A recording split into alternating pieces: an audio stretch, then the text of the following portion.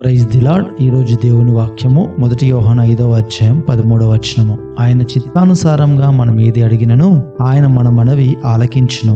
ఆమేన్. ప్రియులారా, దేవుడు మన ప్రార్థనలకు ఆయన చిత్తానుసారంగా స్పందిస్తాడు. దేవునికి మన కోరికలు మన అవసరాలు తెలుసు. కానీ దేవుని చిత్తానుసారంగా విశ్వాసంతో ప్రార్థించినప్పుడు ఆయన మన మనవులను ఆలకిస్తాడు. మన స్వార్థపూరిత కోరికలను దేవుని చిత్తంగా భావించకూడదు. ఆయన వాటిని ఎన్నటికీ అంగీకరించడు. దేవుడు నీ మనవి ఆలకించే విధానం 3 రకాలుగా ఉంటుంది.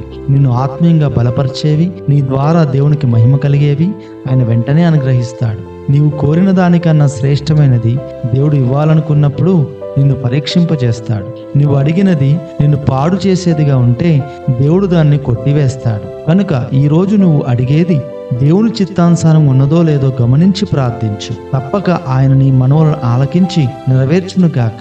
ఆమేన్.